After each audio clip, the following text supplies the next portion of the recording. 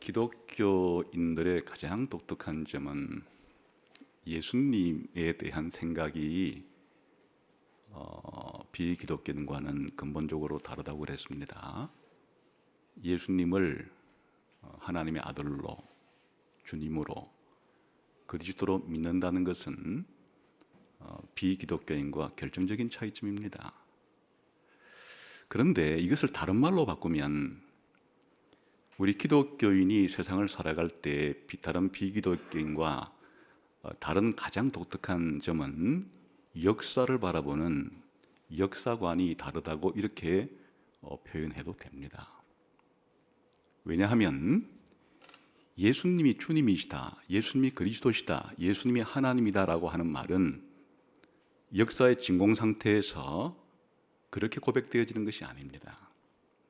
역사가 시작되고 진행되고 역사가 마무리되는 이 전체 역사의 과정 속에서 예수님께서 주님으로, 그리스도로, 하나님의 아들로 사역을 하시기 때문에 예수님에 대한 믿음은 다른 말로 말하면 세상의 역사를 바라보는 관점의 차이와 뗄래야 뗄 수 없는 관계를 맺고 있습니다. 비유하자면 똑같은 세상이지만 우리가 빨간 안경을 끼느냐, 파란 안경을 끼느냐, 노란색 안경을 끼냐에 따라서 이 세상이 달라 보이듯이 지금 우리 사람들이 살아가고 있는, 우리가 역사라고 부르는 이 마당에서 벌어지고 있는 이런 일들을 사람들은 보면서도 이게 왜 일어나고 있고 또 앞으로 어떻게 흘러갈 건지에 대한 이런 것들에 대해서 생각들이 다 달라요.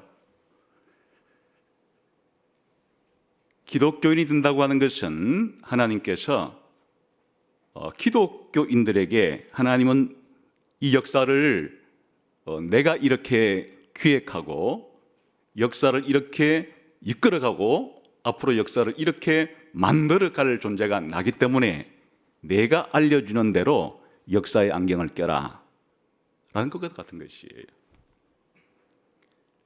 그래서 실제로 비기독교인과 이런 문제에 대해서 구체적인 얘기를 여러분들이 안 나눠봐서 그렇지 똑같은 하늘 아래 땅에 발을 딛고 살아가지만은 세상의 역사에 대한 이해는 크게 다르다. 그런데 오늘 읽은 시편 110편 1절에 이 역사에 대한 이야기가 나와요. 특히 1절에서 다 같이 다시 한번 읽어볼까요? 같이 읽겠습니다. 시작. 여호와께서 내 주에게 말씀하시기를 내가 내 원수들로 내 발판이 되게 하기까지 너는 내 오른편에 앉아 있으라 하셨도다. 지금까지 우리는 한 2시간에 걸쳐서 이 주라는 분이 누군가에 대해서, 그래 예수님도 이 주를 자기 자신이라 해석했고 또 베드로도 이 주를 예수님이라고 함으로써 기독교가 탄생됐다 그랬는데, 여기에 이 예수님이 주님이 되는 것에 지금 시간이 관계되어 있어요. 이 주가, 하나님이 이 주를 오른편에 앉힌 것도 시간이 있는 거예요. 언제 여호와께서 이 주를 자신의 오른편에 앉혔는가? 이게 시간 속에서 일어나는 일이에요. 그냥 머릿속으로, 상상으로, 이 가상의 세계에서 일어나는 일이 아니에요. 우리가 지금 발 딛고 살아가고 있는 이 땅의 역사 가운데서 여호와께서 주를 자신의 오른편에 앉히는 일이 발생하는 거예요. 이 일이 언제 일어나는 일인가 하는 거예요. 그리고 여호와께서 이 주애를 자기 오른편에 앉혔을 때 임무를 맡겼는데 그 임무가 뭔가 하면 모든 원수를 그의 발 아래 두는 것이에요. 쉽게 말하면 모든 원수를 정복하고 멸망시키는 거예요. 이게 막연하게 일어나는 일이 아니고 이게 임무가 완수되는 때가 있어요. 너의 모든 원수를 너의 발 아래 둘 때까지라고 하는 이 까지는 목표와 목적을 말하는 거예요. 서울에서 부산까지 갑니다라고 했을 때 그 까지가 말하는 것은 부산이 목적지예요.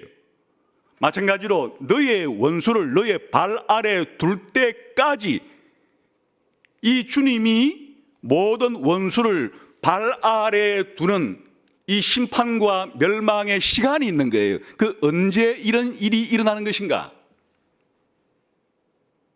여기에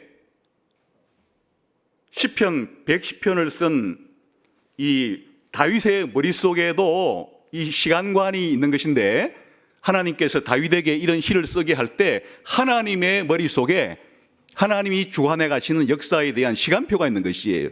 그 시간표가 지금 1절에 때까지라고 하는 말 속에, 또 오른편에 앉으라는 말 속에 이 시간의 역사에 대한 이해가 들어있는데, 이 시편 110편 1절 자체에서는 이것이 언제 일어나는가에 대한 이야기는 없죠.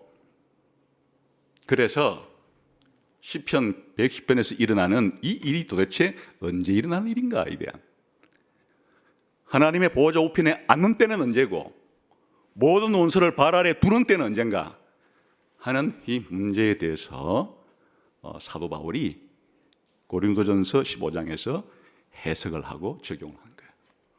오늘은 사도 바울이 고린도전서 15장 특별히 20절에서 28절까지를 통해서 어떻게 이 시편 110편 1절에 나오는 이 발 아래 둘 때까지라고 하는, 또 오른편에 앉는다고 하는 이 시간을 이해하고 자신의 삶 속에, 그리고 교회의 삶 속에 적용을 하고 있는 것인가 하는 것을 살펴보려고 합니다. 고린도전서 15장으로 가겠습니다.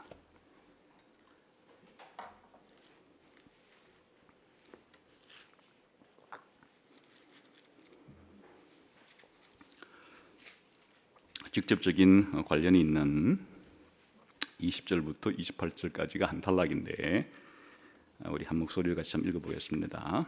시작. 그러나 이제 그리스도께서 죽은 자 가운데서 다시 살아나사 잠자는 자들의 첫 열매가 되셨도다. 사망이 한 사람으로 말미암았으니 죽은 자의 부활도 한 사람으로 말미암는도다. 아담 안에서 모든 사람이 죽은 것 같이 그리스도 안에서 모든 사람이 삶을 얻으리라.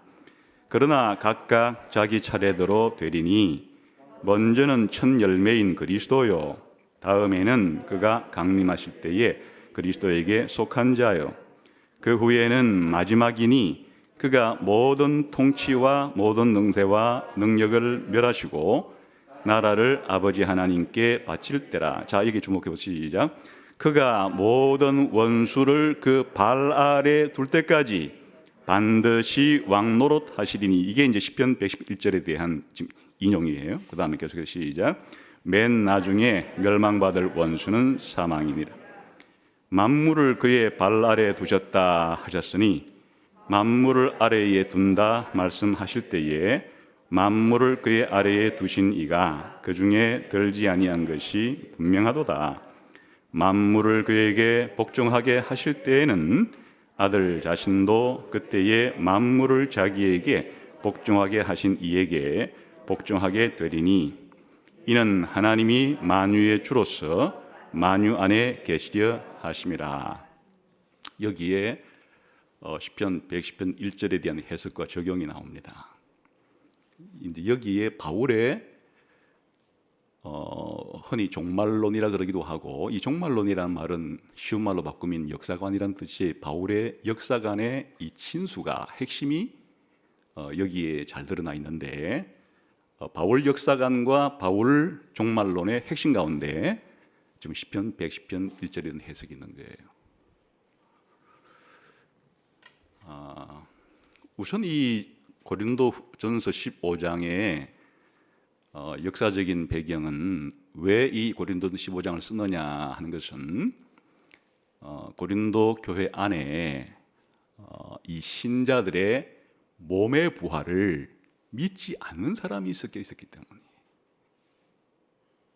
그 기독교인으로서 우리가 사도신경에도 나오는데, 몸이 다시 사는 것과, 이게 기독교인의 가장 필수적인 신앙 고백이어야 하는데, 이런 신앙 고백을 하지 않고도 교회 안에 들어와 있는 사람들이 있었던 것이에요. 바로 잡아야 되겠죠? 바로 고쳐줘야 되는 거예요. 그래서 이제 고린도서 15장은 신자의 부활이 확실히 있다 하는 것을 이제 사도 바울이 가르쳐 주기 위해서 기록한 그런 장이에요. 그런데 이제 어떤 식으로 신자의 부활이 있다는 것을 말해주는가 하니까 대략적으로 이 15장의 전체적인 내용을 보면 한 7개의 단락으로 나누어서 우리 신자의 부활에 대해서 설명을 하는 것을 볼 수 있어요. 첫 번째는 4절까지인데 이 4절까지는 예수님의 부활은 기독교 복음의 기초다 이렇게 먼저 말해요. 예수님의 부활이 그렇게 중요하다는 거예요. 예수님 부활은 기독교의 기초예요. 복음의 핵심이에요. 그렇게 이제 예수님 부활의 중요성을 말해놓고 그 다음에 5절부터 11절까지는 그 예수님 부활은 확실히 역사상 일어난 일이다 해서 부활의 정인 목록들을 제시하는 거예요. 예수님의 부활은 역사상 일어난 일이다. 어떻게 하는데? 수많은 정인들이 있다. 정인 목록들을 쫙 대는 거예요. 그 다음에 12절부터 이제 19절까지는 이렇게 예수님의 부활이라는 것은 예수님의 부활이 만일 없다면 기독교는 가짜다 이렇게 말하는 거예요. 그 정도로 중요한 거예요. 예수님의 부활이 맞다면 온 세상 가운데 기독교가 진짜인 거고 예수님 부활이 없다면 세상 가운데 기독교는 사기 집단이 된다는 말이에요. 그만큼 예수님의 부활은 기독교의 본질에 중요하다 해서 지금까지 전부 다 누구의 부활에 대해서 얘기하고 있어요? 다 예수님 부활에 대해서 지금까지 이렇게 예수님의 부활이 확실하고 중요하다 이렇게 말을 해놓고 그 다음 네 번째로 지금 우리가 방금 읽었던 20절부터 28절까지는 이제 이게 무슨 내용인가 하면 예수님의 그 부활은 우리의 신자의 부활에 바로 확실한 보정이 된다 이렇게 예수님의 부활과 신자의 부활을 연결시키는 거예요. 예수님 부활이 있었기 때문에 우리 신자 부활도 있는 것이다 이렇게 앞으로 우리 신자의 부활이 있는 것은 예수님 부활과 연결된 것이다.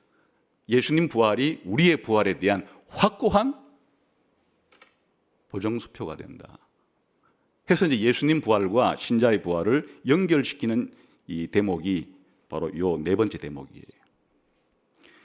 그리고 이제 그 다음에 나오는 29절부터 34절까지는 그럼 이제 우리 신자의 부활이 있다는 것은 확실해졌는데 신자의 부활을 확실히 믿으면 오늘 우리의 생활에 변화가 생길 수밖에 없어요. 부활이 확실히 있다고 믿으면 내 생활이 바뀔 수밖에 없는 거예요.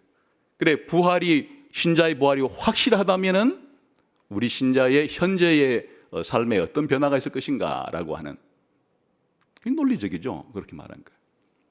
그다음에 이제 또 하나는 궁금한 거예요.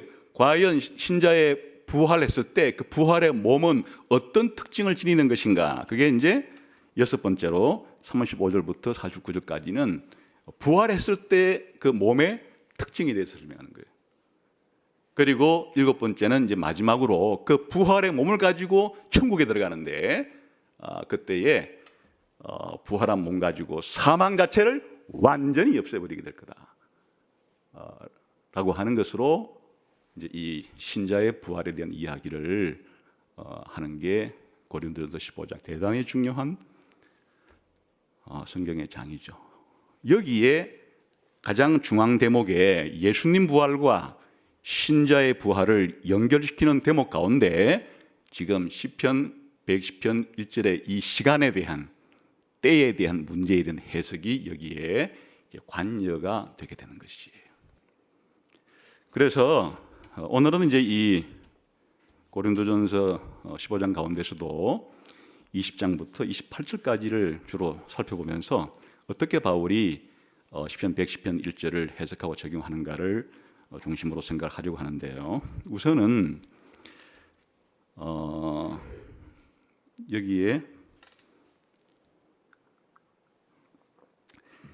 20절, 21절을 다시 한번 읽어볼까요? 시작. 그러나 이제 그리스도께서 죽은 자 가운데서 다시 살아나사 잠자는 자들의 첫 열매가 되셨도다. 사망이 한 사람으로 말미암았으니 죽은 자의 부활도 한 사람으로 말미암는도다. 이건 뭐예요? 예수님의 부활이 첫 열매니까 나머지 모든 사람의 부활의 기초가 된다. 이렇게 설명을 했죠. 그 다음에 그럼 예수님의 부활과 나머지 사람들의 부활은 어떤 시간적인 관계가 있는가를 그 다음에 말하는 거예요. 23절 시작. 그러나 각각 자기 차례대로 되리니 먼저는 첫 열매인 그리스도요 다음에는 그리스도 강림하실 때에 그리스도에게 속한 자라. 자, 부활의 순서는 어떻게 일어나요? 먼저 예수님 부활이 있었죠. 신자의 부활은 그 다음이에요. 근데 그 다음인데 신자의 부활이 일어난 때를 밝혀주고 있는 거예요. 어느 때예요? 그리스도 강림하실 때. 그리스도에게 속했다는 말은 그리스도를 믿는 자들이 부활한다, 그런 말이죠 지금. 그러니까 이제 신자의 부활이 일어나는 것은 아무 때나 일어나는 것이 아니에요. 신자의 부활, 저봐, 여러분이 신자니까 우리가 앞으로 언제 부활하는가, 부활의 시점이 있는데 언제예요? 그리스도께서 강림하실 때. 지금 우리가 요즘에 많이 쓰는 말, 예수님이 뭐 하실 때예요? 재림하실 때예요. 그러니까 예수님 부활은 예수님 초림할 때 일어났었고, 우리 신자의 부활은 예수님 재림할 때 우리 신자들이 부활한다. 이게 부활의 순서다, 그런 말이에요. 근데 이제 그 다음부터는 이렇게 중요한 사건이 일어날 때, 예수님이 재림하시고 신자가 부활할 때 그것만 일어나는가 하는 거예요. 예수님이 재림할 때 신자들이 부활하는 일만 일어나는 게 아니고 그때의 역사의 완성이 일어나는 것이지. 하나님이 계획한 모든 역사의 궁극적인 목표가 도달이 되는 거예요. 지금부터는 그걸 설명하는 거예요. 예수님이 재림하셔서 신자가 부활할 때 그때 함께 일어나는 역사의 완성은 어떤 내용들이 일어나게 되는가 하는 게 그 다음부터예요. 자, 그래서 24절 읽어봅시다. 시작. 그 후에는 마지막이니 그가 모든 통치와 모든 권세와 능력을 멸하시고 나라를 아버지 하나님께 바칠 때라. 이제 같은 표현이에요. 여기서 그 후에는 이라는 말은 그때는 예수님이 강림하실 때, 그리고 신자들이 부활할 때, 그때는 그게 곧 마지막이다, 이런 뜻이에요. 그래, 예수님 부활이 일어났고 재림할 때 신자의 부활이 일어나고 또 무슨 부활이 있다는 얘기가 아니고 예수님 강림할 때 그에게 속한 자들이 부활하는 그때에, 그 후에는, 그때에는 그게 바로 마지막이다. 마지막이라는 것은 역사의 마지막이기도 하고 모든 완성이 일어나는 것이다, 그 뜻이. 여기 마지막이라는 말 속에는 목표, 완성이라는 말이 있어요. 그때가 바로 하나님이 목표로 한 역사의 목적지에 도달했다, 그런 말이에요. 근데 그때에 무슨 일이 일어나는가 지금 두 가지로 설명하고 있어요. 하나는 무슨 일이 일어난다고요? 그리스도께서 뭘 해요? 다시 읽읍시다. 시작. 그 후에는 마지막이니 여기서 그는 누구예요? 예수님이에요. 예수님이 그 다음에 모든 통치와 모든 권세와 능력을 멸하시고, 이게 언제 일어나는 일이에요? 예수님이 모든 통치자와 모든 권세자와 모든 능력을 멸망시키는 때가 언제예요? 아까 예수님이 뭐 할 때예요? 재림할 때, 신자들이 부활할 그때에 뭐도 일어나는 거니까 예수님이 모든 원수들을 멸망하는 일도 그때 일어난다, 그런 말이에요 지금. 그때 또 뭐가 일어나요? 예수님께서 이제는 모든 하나님의 나라를 누구한테 다 바친다고요? 아버지 하나님께 바치는 일도 그때 일어난다. 그러니까 지금 예수님이 보좌 우편에 계시는 것은 지금 뭘 하고 있는 중인가 하니까 모든 원수들을 지금 뭐 하고 있는 중이에요? 계속 멸망시키고 있는 중에 지금 있는데, 이 완수를 언제 하는가 하면 재림할 때 다 임무를 끝내고 완수하기 때문에 이제는 모든 원수들이 다 멸망을 당했어요. 더 이상 하나님께 반역할 원수가 없어요. 그래서 예수님이 이제 이 모든 나라들을 모조리 아버지 하나님께 바쳐서 이 세상 자체가 완전한 아버지 하나님이 통치한 하나님 나라가 완성될 수 있도록 그렇게 하는 때가 바로 무할 때란 말이에요. 예수님이 재림하셔서 신자가 부활할 때, 그때 그런 일도 일어난다. 그 다음 구절은 다 이거에 대한 설명이, 예수님이 모든 원수를 멸망시키고 그 나라를 아버지 하나님께 바친다는 말이 무슨 말인지가 좀 어렵잖아요. 그걸 조금 더 부연 설명, 보충 설명하는 게 그 다음 말들이. 도대체 이게 무슨 말인가? 자, 읽어보면 나오죠. 이제 25절 시작.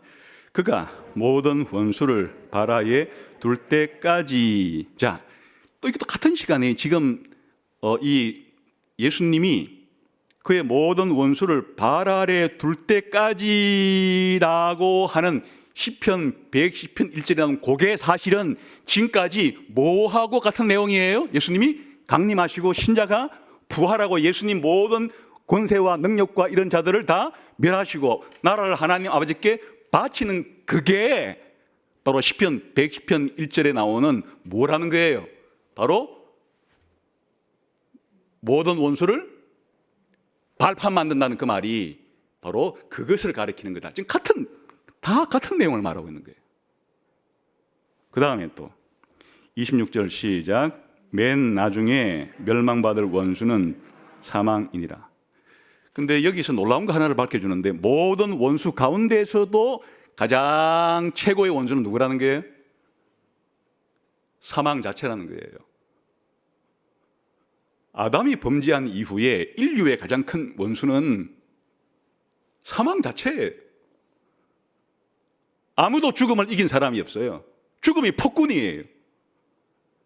그러니까 모든 원수를 멸망한다는 말은 여기에 사탄도 포함되고 악령도 포함되고 이런 사탄과 악령을 따르는 불신자도 포함되지만은 그 중에서 하나님의 원수의 가장 결정판은 이 죽음 자체인데, 죽음 자체도 멸망시킬 때다. 이때가 아주 중요한 지금 죽음에 대한 이야기를 하고 있는 거예요. 그 다음에 27절 시작. 만물을 그의 발 아래에 두셨다 하셨으니, 만물을 아래에 둔다 말씀하실 때 만물을 그의 아래에 두시니가 그 중에 들지 아니한 것이 분명하도다. 이건 시편 8편 6절을 또 인용해 오면서 또 같은 말을, 아까는 이제 모든 원수를 멸망할 때라 그랬는데 시편 8편 6절에서는 원수란 말 대신에 무슨 말을 썼어요? 그냥 모든 만물을 다 복종시킬 때 다 같은 표현이에요 지금. 그 다음에 28절 시작. 만물을 그에게 복종하게 하실 때에는 아들 자신도 그때에 만물을 자기에게 복종하게 하신 이에게 복종하게 되리니, 하나님이 만유의 주로서 만유 안에 계시다시면. 이 놀라운 말이, 아까 예수님께서 하나님 아버지께 나라를 바친다는 말이 이 말이에요. 모든 만물과 모든 원수, 심지어 죽음까지도 다 예수님 발밑에서 다 패배하도록 예수님에게 그런 모든 주권을 위임하신 분이 누구셨어요? 하나님 아버지시니까 이제 예수님이 이 임무를 다 완수했단 말이에요. 근데 하나님 아버지는 예수님 발밑에 들어오는 분이 아니잖아요. 오히려 예수님께서 하나님 아버지께 이제 뭘 한다고 표현하고 있는 거니까 예수님 자신도 이제 아버지 하나님께 복종하게 된다. 이것은 아버지 하나님이 예수님보다도 존재론 자체로 높으시다는 뜻은 아니에요. 신약성경 전체를 보게 되면 아버지와 아들과 성령이 존재적으로는 다 신적 본질을 가지고 있는 신성 가진 분으로서는 동등해요. 그러나 사역하는 면에 있어서는 우선순위를 뒀어요. 아버지가 아들에게 임무를 주시고, 또 아버지와 아들이 성령에게 임무를 주시고, 그러니까 이제 하는 구원 사역을 위해서는 삼위 하나님 사이에 이런 일하는 우선순위를 서로, 그 사역 자체를 서로 나누셨다 그래요. 이 사역을 나누시는 면에 있어서는 순서가 있는데, 그건 아버지 하나님이 아들보다 더 우위에 있는 것으로 그렇게 성경이 설명을 함으로써 아버지와 아들 사이에 구별이 된다 하는 것을 지금 보여주기 위한 것이에요. 그러면 최종 목적이 뭔가? 이런 일을 벌이는 모든 최종 목적이 뭔가? 그리스도가 강림하시고 신자가 부활하고 그리스도가 모든 원수를 멸망시키고 죽음을 멸망시키고 그리고 아버지 하나님께 자신의 모든 나라를 다 들어바치는 이 모든 일의 목적은 뭔가? 맨 끝에 나오는 말이에요. 이게 하나님의 궁극적인 창조의 계획이고 목적이고 구원의 계획이고 목적이죠. 뭐라고요? 다시 한번 끝을 읽어봅시다. 시작. 이는 하나님이 만유의 주로서 만유 안에 계시려 하십니다. 이게 무슨 말인지 잘 이해하기 어렵죠. 직역하자면 하나님이 모든 것 안에 모든 것이 다 되신다, 이 뜻이. 하나님이 모든 것 안에 모든 것이 되신다. 이것도 말이 어렵죠? 이게 로마서 13장 마지막 구절에서는 이렇게 표현돼요. 모든 만물이 하나님께로부터 나오고 하나님을 통해 나오고 하나님께로 돌아간다. 이게 하나님이 모든 것 안에 모든 것이 되신다는 말이에요. 주기도문식으로 말하자 그러면 하나님의 이름이 거룩히 여김을 받고 하나님의 나라가 완성이 되고 하나님의 뜻이 완전히 이 세상에 이루어지는 그때를 하나님이 모든 것에 모든 것이 되신다, 이렇게 표현하는데 직역을 해서는 알아듣기 힘드니까 이 내용이 바로 하나님이 모든 만유의 주가 되신다는 표현이다, 이렇게 지금 이제 의역을 해서 번역을 하는 거예요. 자, 이게 이제 여기까지 확인한 것은 무엇인가 하면 여기에 사도 바울의 기본적인 시편 110편 1절에 대한 해석이 나오고 여기에 사도 바울의 이 종말관 혹은 역사관이 잘 드러나 있다, 이런 말이에요. 첫 번째는 무엇인가 하니까 사도 바울이 생각하는 역사는 모든 것이 연결되어 있고 아주 통일되어 있어요. 그러니까 지금 20절에서 28절까지만 하더라도 예수님의 재림만 단독으로 있는 게 아니고 기본적으로는 예수님의 재림과 신자의 부활이 연결되어 있어요. 따로따로가 아니에요. 예수님 재림 따로, 신자의 부활 따로, 이런 따로따로가 아니라 예수님의 재림과 신자의 부활이 연결되어 있다. 또 예수님의 재림은 또 뭐와 연결되어 있어요? 예수님의 부활과 연결되어 있어요. 예수님 부활 따로, 예수님 재림 따로가 아니라 예수님의 재림이 있기까지 예수님께서 하나님 보좌 우편에 계시면서 계속 원수들을 그렇게 심판하고 계셨는데 또 예수님의 이 성천은 뭐와 연결되는 거 아닙니까? 예수님의 부활과 연결되어 있죠. 그러니까 예수님 부활 사건, 성천 사건, 예수님의 재림 사건이 전부 통으로 연결된 거지 따로따로가 아니에요. 더 거슬러 올라가면 창세기에 나오는 아담이 에덴 동산에서 하나님이 따먹지 말라고 하는 선악과를 따먹고 죄를 짓는 그 사건하고도 무관하지 않아요. 지금 바울은 이 장면에서 아담이라는 사람의 타락, 예수님의 부활, 예수님의 재림, 신자의 부활, 이런 것들이 전부 다 하나로 연결되어 있다. 그 역사라는 것은 다 연결되어 있다는 말이에요. 다시 말하면 사도 바울은 구약 성경을 읽을 때 구약 성경에 나오는 인물들이 다 따로따로가 아니라는 것을 알았어요. 아담이든 노아든 아브라함이든 다윗이든 모세든 이 모든 인물들이 다 연결되어 있다는 것을 알았어요. 특별히 누구와 연결되는 거니까 예수님과 연결됐다는 것을 알았어요. 그래서 이 아담의 타락과 예수님의 부활이 그렇게 역사적으로 다 연관성이 있는, 연속성이 있는 그런 사건일 뿐 아니라 이것은 곧 사도 바울 자신이 예수 믿고 사도로 부름받은 사건, 또 초대교회가 만들어진 사건, 고린도 교회를 개척해서 고린도 교회가 생겨난 사건, 앞으로 모든 신자들이 예수님 재림할 때 다 죽은 가운데서 부활하는 것까지 전부 다 이 역사가 연결되어 있는 것이다 라고는 역사의 이 통일성, 유기적인 통일성에 대한 생각을 가지고 있는 거예요. 그런데 역사라는 것이 이렇게 통일적으로만 있는 것이 아니고 그 중에서는 아주 역사에 큰 영향을 미치는 중요한 사건들도 있다는 사실을 알고 있어요. 그래서 이 아담의 창조부터 예수님 재림 때까지의 많은 인물들과 사건이 있지만은 그 중에 결정적인 사건은 이런 거다 해서 지금 사도 바울은 역사의 모든 사건이 다 연결되어 있지만은 그 중에 어떤 사건은 다른 모든 사건에 영향을 미칠 정도로 더 중요한 사건이 있다. 이렇게 해서 그 중요한 사건을 지금 뭘로 잡고 있어요? 예수님이 강림하시는 사건. 그 이전에는 예수님이 부활하는 사건. 예수님의 부활하는 사건의 연장선상의 사건 뭐가 있어요? 하나님이 자기 보좌 우편에 앉히는 사건이 부활과 성천은 연결되어 있는 거예요. 그 다음에 이 아담이 범죄에서 타락한 것. 당연히 이것은 아담의 창조가 전제가 되겠죠. 수많은 사건이 있어도 아담이 창조되었다가 아담이 타락해서 죄를 짓고 예수님이 초림하셔서 부활해서 성천하신 것과 예수님이 다시 재림해서 온 성도들을 부활시키고 그리고 모든 원수를 멸망시키고 하나님께 나라를 바치는 창조와 타락과 예수님의 부활과 예수님의 재림이라고 하는 이 사건은 모든 역사적인 사건 가운데서 나머지 사건들의 결정적인 영향을 미치는 가장 중요한 사건이라고 이해하고 있는 것이에요.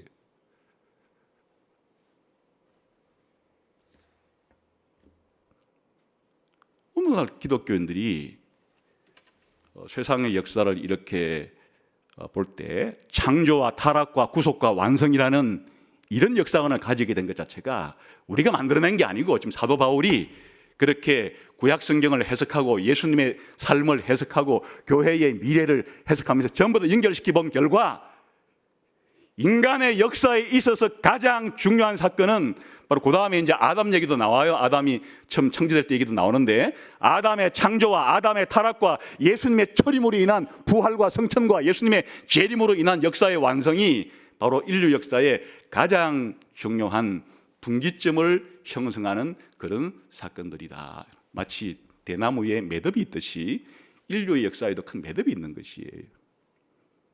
아무 사건이나 다 중요한 것은 아니죠. 그러니까 여기에 바울이 가지고 있는 역사관은 모든 성경의 역사와 인류의 역사는 하나로 다 연결되어 있으면서도 가장 중요한 사건은 아담의 타락과 예수님의 초림으로 인한 부활과 예수님의 재림 사건이 가장 중요한 사건이다. 이런 역사관을 가지고 있는 거예요. 이런 역사관 속에는 이걸 이제 도표로 그리면 이걸 직선적인 역사관이라 그러는 거예요. 아담의 창조와 타락과 예수님의 초림과 재림이라고 하는 이런 일련의 역사라는 것 자체가 시작이 있고 또 끝이 있고 그 중앙에 예수님의 부활이라고 하는 중요한 중심점이 있고 이런 것을 직선적 역사관이라 그러는데 지금 사도 바울은 구속사에 대한 직선적인 역사관을 가지고 있는 거예요. 그런데 여기에 이제 가장 중요한 게 뭐냐? 이런 역사관에 있어서 가장 중요한 것은 마지막 완성이 있다는 거예요. 그래 여기에 다시 한번 24절 읽어볼까요? 시작. 그 후에는 마지막이니 전부 다 이 구절은 지금 뭐에 대한 설명이에요? 지금 20절부터 28절까지 전부가 다 뭐에 대한 설명이에요? 이 마지막에 일어날 이 완성에 일어날 사건을 가리키는 거예요. 여기에 뭐가 있어요? 고린도 교인이 그렇게 지금 잘못 이해하고 있는 바로 신자의 부활이라는 사건이 이 마지막 때 일어나는 거예요. 이게 역사의 목적지고 역사의 결성점이고 역사의 최고 절정점이에요. 이때에 그리스도께서 재림도 하시고 모든 원수들을 다 멸망도 시키시고 그리고 하나님께 모든 나라를 바치기도 하시고 죽음 자체를 없애버리기도 하시고 이런 일 전체가 일어나는 시간이 있다는, 다시 말하면 역사는 목적지가 있다, 목표가 있다, 목적이 있다, 하는 게 바로 사도 바울이 가지고 있는 역사관의 가장 두드러진 특징이에요. 역사라는 것이 어디로 갈지 모르겠다, 앞으로 어떻게 될지 모르겠다, 방향이 있는지도 모르겠다, 목적이 있는지도 모르겠다, 이게 아니고 역사에는 목적이 있음. 모든 역사적인 사건들은 전부 다 목적지를 향해서 나아가고 있다가 그 목적이 이루어질 때가 인류 역사가 완성될 때임 이라고 하는 역사관을 가지고 있는 거예요.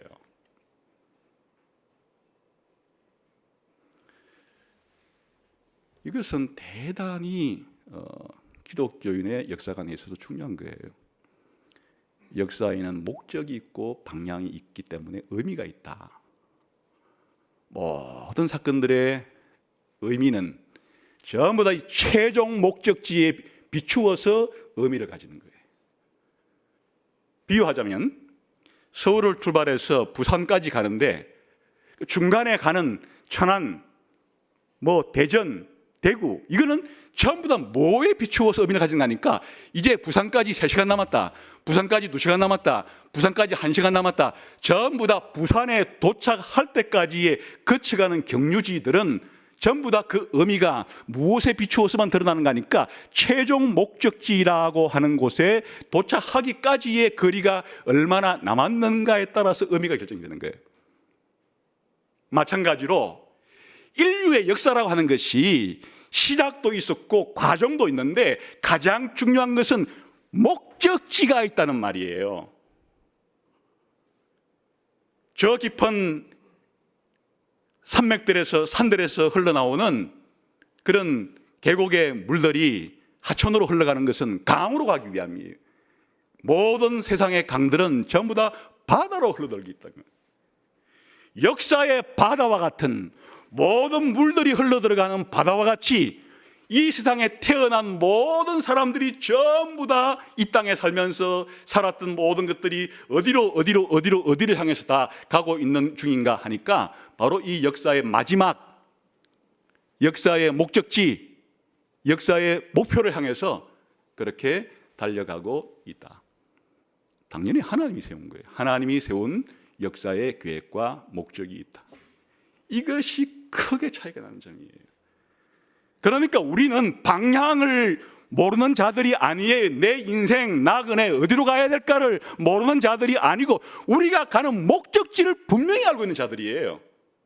지금 여기서 기록된 이 마지막 완성을 향해서 1000년 전에도 2000년 전에도 3000년 전에도 아담 때도 이 목적지를 향해서 갖고 있었고 노아 때도 이 목적지를 향해 가지고 있었고 아브람 때도 다윗 때도 모세 때도 그리고 사도 바울 때도 그리고 바로 우리 때도 우리 후손들도 전부 다 이 마지막이라고 하는 예수님의 재림이라고 하는 신자의 부활이라고 하는 모든 하나님의 원수의 멸망이라고 하는 모든 나라를 하나님께 바쳐서 하나님 나라의 완성이라고 하는 역사는 목적지가 있는 것이다 하는 것이 지금 바울이 시편 110편 1절을 해석할 때 바로 그게 목적지라는 사실을 안 거예요. 그러나 해석이 덧붙여졌죠.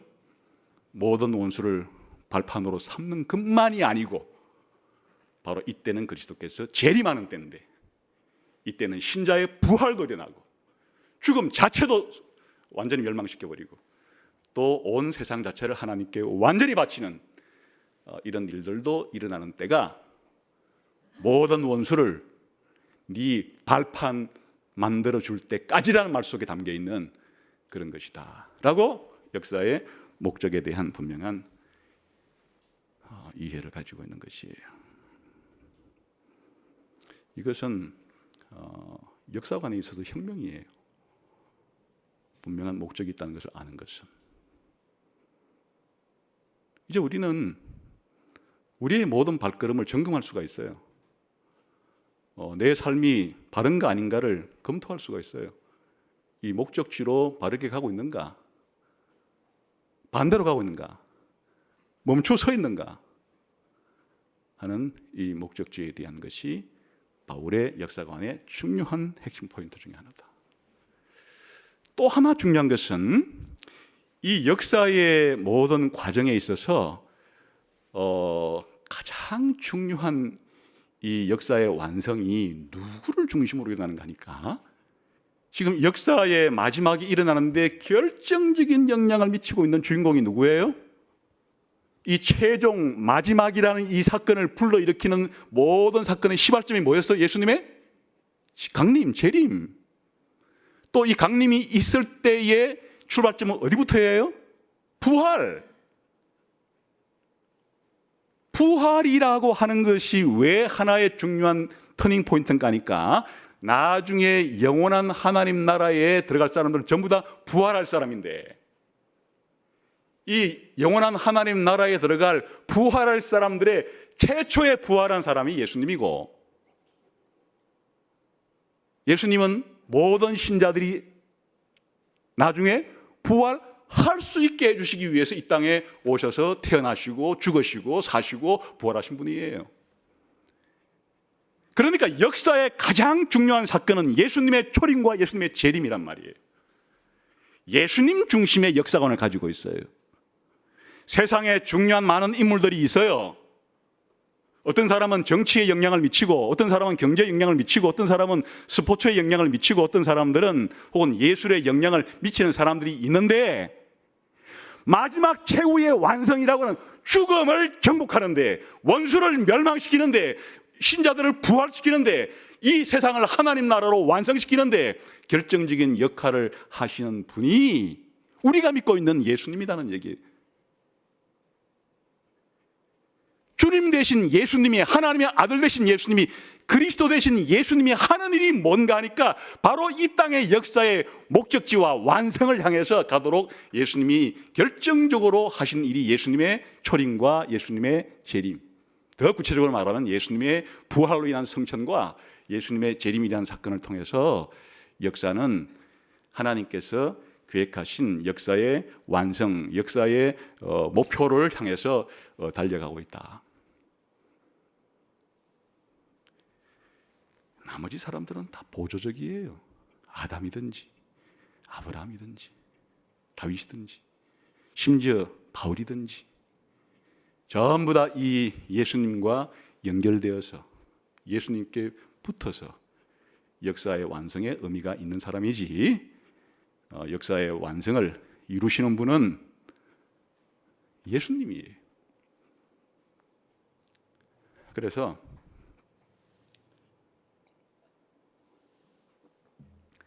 바울이 시편 110편 1절의 이 시간에 대한, 하나님의 보호자 우편에 앉는 때와 모든 원수를 발판이 되게까지 하는 이 시간을 무엇과 연결시켰어요? 처음에는 아담의 타락과 연결시키고 나중에는 신자의 부활과 연결시키면서 이 자신의 역사관을 피력하고 있는데, 이게 바울만의 역사관이 아니라 바울이 가장 정교하게 이런 생각을 우리들에게 가르쳐주고 있지만은 신약성경 전부를 압축하면 이런 역사관이 나오는 것이, 이게 기독교 역사관의 독특한 점이다 하는 거예요.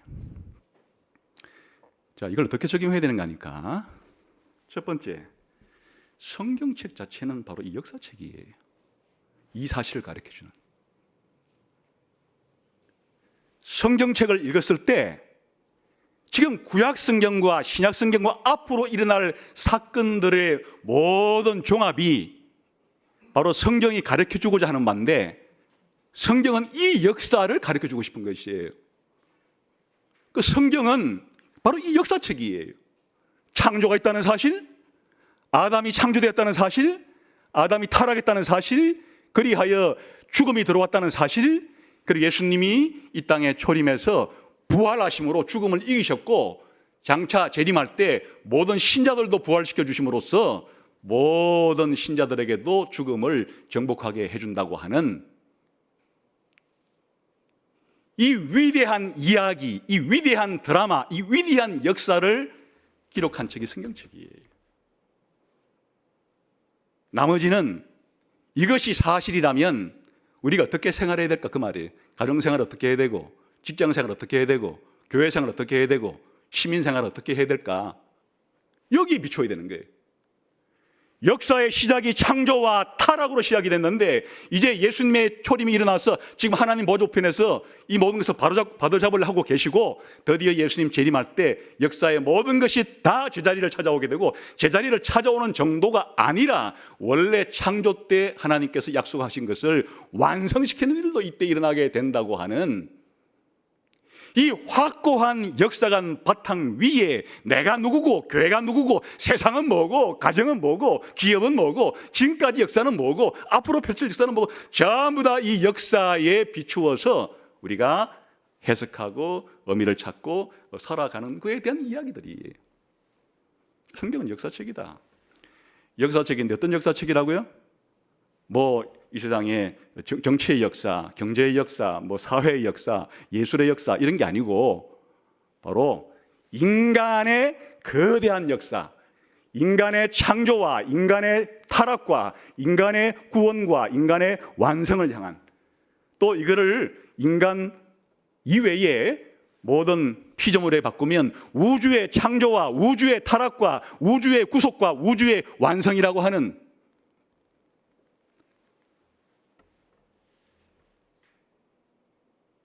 좁게는 인류의 세계사고 넓게는 우주의 역사를 보여주는 책이 성경책이다.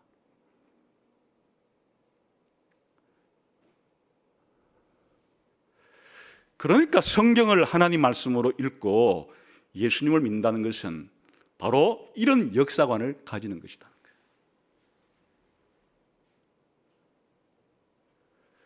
만일 지금까지 기독교 신앙생활을 하면서 이게 분명하게 형성되어 있지 않으면 아직은 이제 신앙에 어리다는 뜻이에요.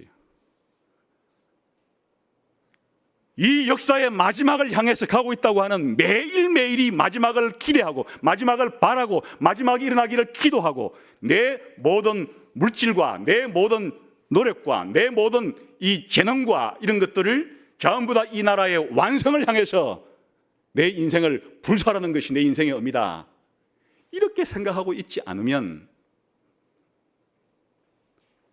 아직 성경을 오해하고 있는 것이고 기독교인으로서 너무나 어린 상태예요. 우리 가족들을 좀 더 어떻게 하면 잘 살 수 있을까? 내 몸 건강이 어떻게 하면 될 수 있을까? 또 내가 나라가 얼마나 더 자유민주주의와 번영하면 좋겠는가? 다 의미가 있는 것들인데 이것들이 이 모든 인류의 역사가, 우주의 역사가 마지막 완성을 향해 나아가고 있기 때문에 언젠가 이때가 오는데 그때를 대비하고 그때를 기다리고 그때를 바라보고 그때가 일어나는데 내 인생을 바친다 라는 인생관이 형성되어 있지 않으면 아직은 내 신앙생활이 아주 어린 상태에 있다는 얘기.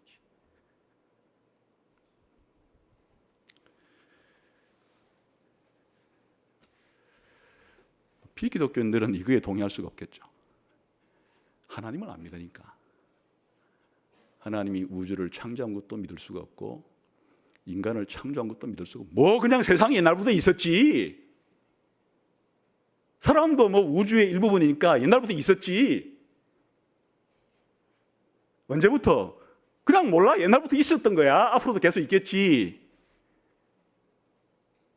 역사에 무슨 의미가 있는데? 모르지. 돌고 도는데 하루에 밤낮이 바뀌고 1년에 봄, 여름, 가을, 겨울이 바뀌듯이 인생도 그런 거야.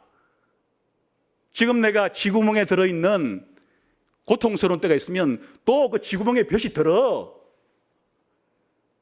다른 인간들이 지금은 햇볕 쨍쨍한 곳에 있어도 부러워하지 마. 그 친구도 좀 있으면 쥐구멍으로 들어갈 거야. 비 덮는 곳으로.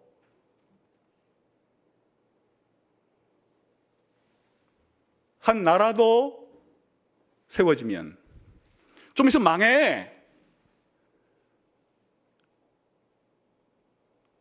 또 새 나라 일어날 거야. 또 망해. 여기에는 인간의 목적과 의미, 역사의 목적과 의미가 없어요.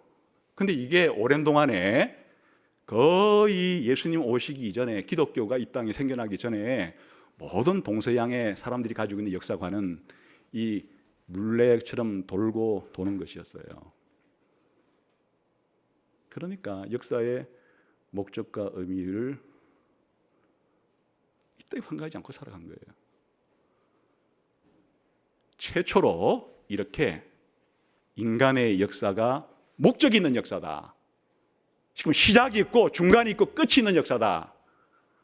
이렇게 세상 사람들에게 가르쳐 주기 시작한 게 구약 성경이 처음이에요.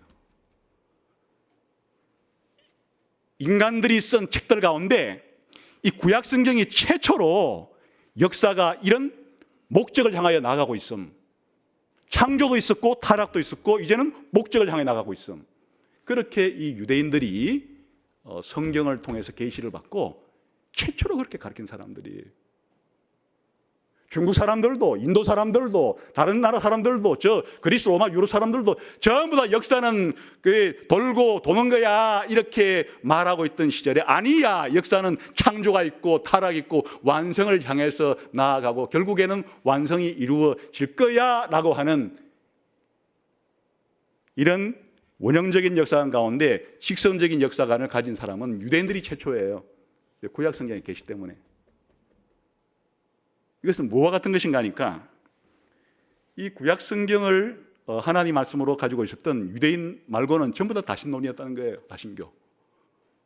유대인들만 천지를 창조하고 앞으로 역사를 완성시키실 전지하시고 전능하신 선하신 하나님이 계셔서 그 하나님이 역사를 이렇게 계획하시고 목적을 가지고 만드시고 이끌어가고 계셔. 다른 사람들은 다신교를 믿으니까 신들마다 이 IQ도 다 다르고 능력도 다 다르고 관장할 수 있는 능력도 다 다르고, 그러니 그 신들조차도 역사의 전체의 그런 목적과 의미를 아는 이 신들은 아무도 없어요. 그러니 역사의식을 가지지 못할 수밖에.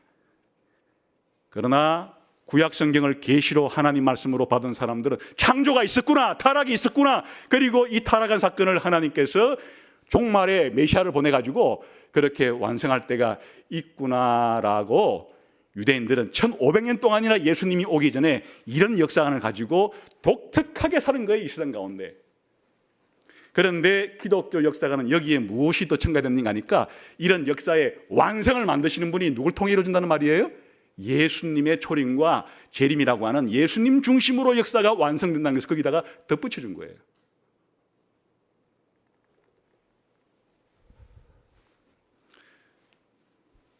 그런데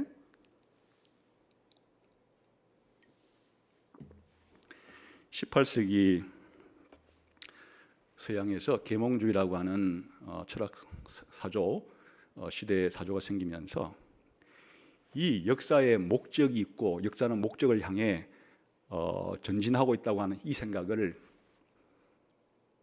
뭐라 그래요? 이런 거를 뺏긴 거를 뭐라 그래요? 뺏겼는데 로열티를 안 내고 뺏겼어요. 뺏기려면 하나님이 역사의 계획자고 하나님이 역사를 주관하시는 분이고 예수님을 통해서 역사를 완성으로 이끄신다는 분이라고 그렇게 말해야 되는데, 하나님도 빼고 예수님도 빼고 모든 하나님의 원수들의 그런 멸망도 빼고 신자들의 부활도 빼고 그냥 막연히 역사는 발전하고 진보한다.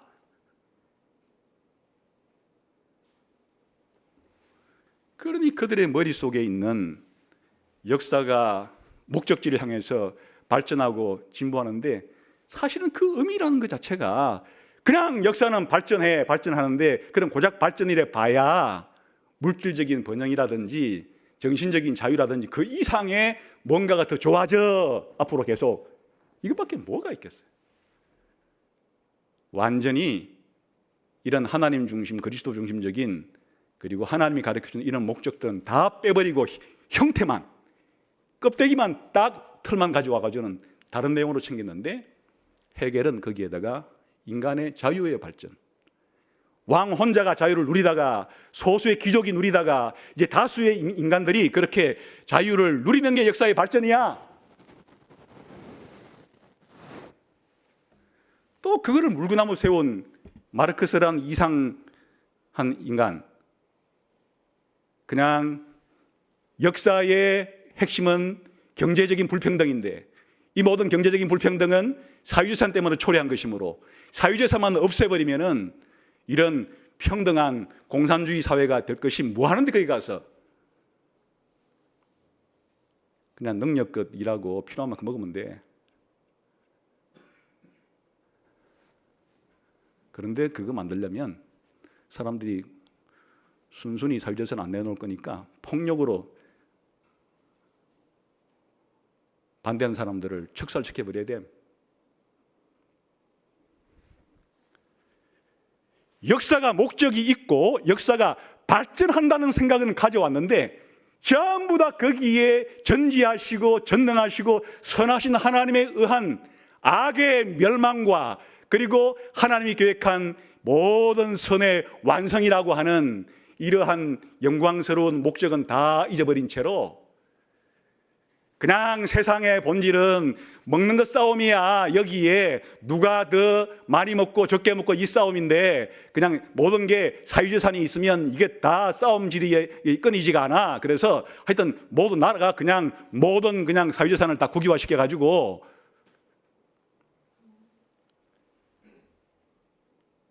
공동으로 생산하고 공동으로 나눠 먹는 그런 나라로 발전하고 있는 거야.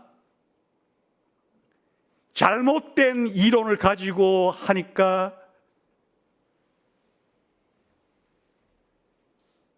일억명의 사람들이 공산주의를 신봉하는 사람들에 의해서 그렇게 생명을 잃어버리는 끔찍한 일이 발생하는 역사의 목적을 잘못 설정해 놓으니까 역사의 방향을 잘못 설정해 놨으니까 이런 끔찍한 일이 생긴 거예요. 그러니 오늘날에는 우리 주변에 우리가 이제 세상에 나가 살아갈 때 지금도 여전히 일단의 사람들은 역사라는 건 몰라. 나 개인도 뭐 앞으로 어떻게 될지 모르는데 무슨 인류 역사를 내가 어떻게 알아? 역사의 목적이 있는지 방향이 있는지 의미가 난 그런 거 몰라. 그냥 나는 그냥 숨쉬고 죽기 전까지 먹고 살아갈 뿐이야. 이런 사람들도 이 무목적, 무의미한 역사관을 가지고 있는 사람도 우리 주변에 많이 있을 거예요. 어떤 사람들은 지금은 이제 고대 사람들이 아니니까 이런 역사가 돌고 돌고 돈다는 것을 안 믿는 사람들이 이제 많아지지만 그래도 소수의 그런 이 펜대 가지고 먹고 사는 사람들 가운데서는 지금도 역사가 그렇게 돌고 돌고 돈다고 그렇게 믿는 소수의 사람도 우리 주변에는 있어요.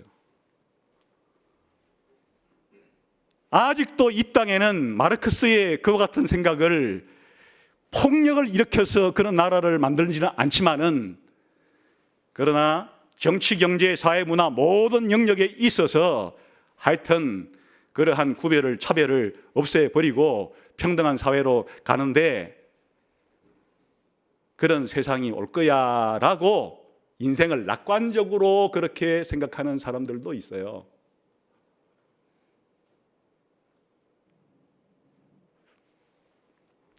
그러나 어떤 사람들은 현재 이 과학기술이 인도하는 걸 보니까 이건 뭐 핵폭탄이 쌓여 있고 환경오염도 심각한 것 같고 여러 가지 사항들을 볼 때 이러다가 그냥 인류 자체가 멸종을 당할 수도 있을 것 같다. 그런 비관적인 역사관과 미래관을 가진 사람도 있을 것이에요. 또 이 외에도 아주 자기만의 독특한 그런 역사에 대한 해석을 가진 사람들도 많이 있을 것이에요. 바로 기독교인으로 살아간다는 것은 역사 전쟁을 하는 것이에요. 이런 지금 성경이 말해주고 있는 이 마지막 목적은 한마디로 말하면 천국이에요. 그 천국에서 무슨 일이 벌어지는 거예요? 이 부활이라는 말 속에 담긴 의미를 조금 여러분이 알아듣기 쉬운 말로 바꾸면 영생을 얻는다는 말이에요. 그 영생을 얻는다는 말이 무슨 말이에요? 온갖 죽음과는 반대되는 것이에요. 그냥 부패함, 썩어버림, 그리고 온갖 악과 죄에 물든, 그리고 괴로운 고통, 아픔, 질병 이런 것들이 다 사라진다는 뜻이에요. 적극적으로는 영광스럽게 되는데 어느 정도 영광스럽게 되느냐?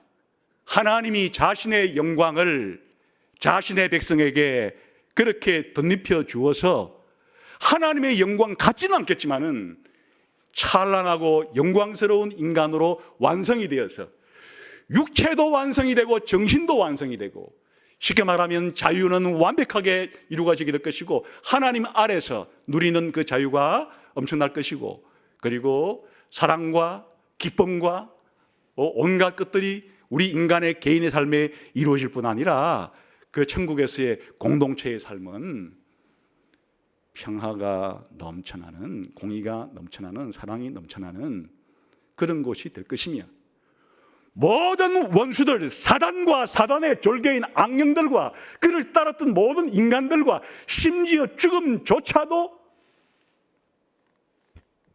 완전히 불못에 던져져서 영원한 천국에는 그런 죄와 악과 하나님의 원수들은 구경조차 할 수 없는 그러한 나라로 간다고 하는 이 설레이는 가슴 벅찬, 그리고 우리가 내 인생 전체를 불살라도 내 모든 불살한다는 얘기는 헌신해도, 내 모든 것을 아낌없이 복종하고 순종하고 헌신해도 아깝지 않은 목표와 목적, 이 있다는 말이죠. 그런데 이것이 얄팍하게 우리 인간의 힘으로 만들 수도 없고 또 예수님 재림 전에 이 땅에 만들 수도 없다 그 말이에요. 하여튼 하나같이 예수님 재림 전에 자기들이 이 세상에서 뭔가 살기 좋은 세상을 만든다고 말했던 인간들은 전부 다 세상을 지옥처럼 만들어 놓고 말았어요. 이 천국이 완성되는 것은 하나님이 그리스도에게 맡기신 사명이지, 그리스도가 아닌 다른 인간들이 자기의 얄팍한 이 머리 나쁜 것 가지고 제한된 능력 가지고 이 세상에 이런 나라를 만들 수 있는 것이 아니에요. 근처에도 못 가는 것이에요. 겸손해야 되는 거예요. 나는 이런 나라를 만들 수가 없기 때문에 나라를 다스리라고 해도 내가 너무 무지하니, 내가 너무 무능하니, 난 너무 악하니 좀 도와주세요. 내가 무지에 빠져 무능에 빠져서 악하게 바뀌지 않도록 좀 나를 견제해 주세요. 저를 가만히 내버려 두면 저의 무지와 저의 무능과 저의 악함으로 여러분이 맡겨준 이 권력을 엉뚱하게 나라를 파괴하는 것으로 쓸지도 몰라요. 이렇게 겸손해야죠. 겸손해야 그나마 예수님 재림할 때까지 이 세상이 뭐 이런 우리가 이룰 수가 없어요. 사단을 처리하지 못해요. 악령들을 처리하지 못해요. 우리를 부활시키지 못해요. 하나님 나라 완성을 못해요. 그냥 가정생활, 그냥 기업생활, 그냥 국가 간에서 좀 생각이 달라도 평화롭게 사는 정도, 이것 정도 아주 겸손하게 요런 정도, 조금 요런 정도만 우리가 할 수 있을 뿐이에요. 그것도 하기가 힘들기 때문에 좀 도와주세요. 서로 힘을 합쳐서 합시다. 이거죠. 그러나 기독교가 바라는 목적은 차원이 다르죠. 지금 여기 바울이 말하는 이런 차원이에요. 마지막 일어날 이 일, 그리스도의 재림과 신자의 부활과 모든 원수들의 멸망과 죽음 자체의 멸망과 하나님께 완전히 나라를 바쳐서 사랑과 평화와 번영이 넘치는 세상이 되게 하는, 악이 발붙이지 못하게 하는 그러한 것을 꿈꾸는 것이 기독교인인데, 이것이 우리가 이 땅에서 이룰 수 있는 것은 아니고 그냥 교회 안에서 맛보기 정도로만 우리가 보면서 이런 나라를 간구하며 살아가는 것입니다. 이것이 시편 110편 1편에 담겨 있는 너의 모든 원수를 발판 만들 때까지 라고 하는 말 속에 담겨 있는 비밀을 사도 바울이 끄집어내 와서 그것이 무엇을 의미하는지를 더 확대해서 설명하고, 우리가 뭘 위해 살아야 되는지, 역사는 어떻게 흘러가고 있는지를 가르쳐주고 있는 것이 바로 이 오늘 해석이에요. 지금까지 한 얘기를 그냥 한마디로 이렇게 말해볼게요. 죽음이 끝이 아니다. 세상 모든 사람들은 무슨 역사관을 가지고 있든지 간에 그래도 인간이 죽으면 끝이야라고 하는 근본적인 허무주의를 가지고 있어요. 근본적인 비관적인 생각이 있어요. 죽으면 끝이지 뭐. 죽으면 끝이지. 죽지 않으려고 발버둥은 쳐야 되겠지만은 죽으면 끝이지. 그게 이 세상에 동양 사람이건 서양 사람이건 옛날 사람이건 지금 사람이건 무슨 종교를 믿든 무슨 사상을 가지고 있든 죽음은 끝이자는 것에 대해서는 다 그냥 동의하겠지만 기독교인들의 역사관 죽음은 끝이 아니야. 부활이 끝이야. 죽음은 부활에 이르기 위한 과정일 뿐이야. 죽음이 끝이 아니라니까. 부활이 있어. 영광스러운 부활이 있다니까. 하나님의 영광을 닮은 그런 부활이 있어. 그 부활이 끝이야. 부활이 역사의 마지막이야. 역사의 마지막은 위대한 부활로 이르다는 것이 얼마나 밝고 긍정적인 힘찬 역사관이에요. 세상에 제일 두려운 게 죽음인데 기독교 역사관은 죽음이 끝이 아니라는 역사관을 가지고 있어요. 죽음은 끝이 아니다. 봐라, 예수님 부활했지? 여러분도 부활할 거야. 언제? 예수님 재림할 때. 그때 무슨 일이 일어나는데? 죽음 자체가 폐지될 거야.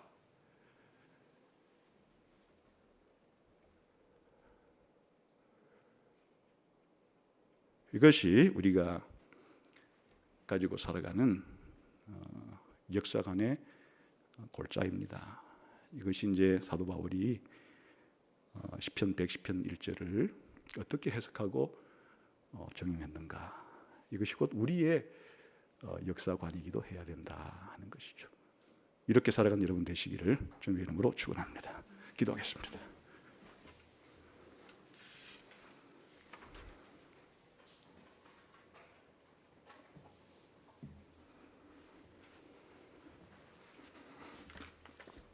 하나님 아버지, 오늘 성경의 안경을 통해서 세상의 역사를 어떻게 우리가 해석하고 또 적용하며 살아야 가는지에 대해서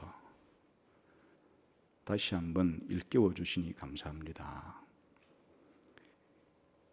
이런 분명하고도 확고한 역사관을 가지고 다른 역사관을 가지고 있는 사람들과 함께 영적인 전쟁을 벌이면서 우리의 이 역사관을 지킬 수 있도록, 그리하여 우리의 희망을 지킬 수 있도록, 우리의 미래에 대한 소망을 잘 갖고 갈 수 있는 모든 성도들이 다 되게 해 주옵소서. 예수님 이름으로 기도하옵나이다. 아멘.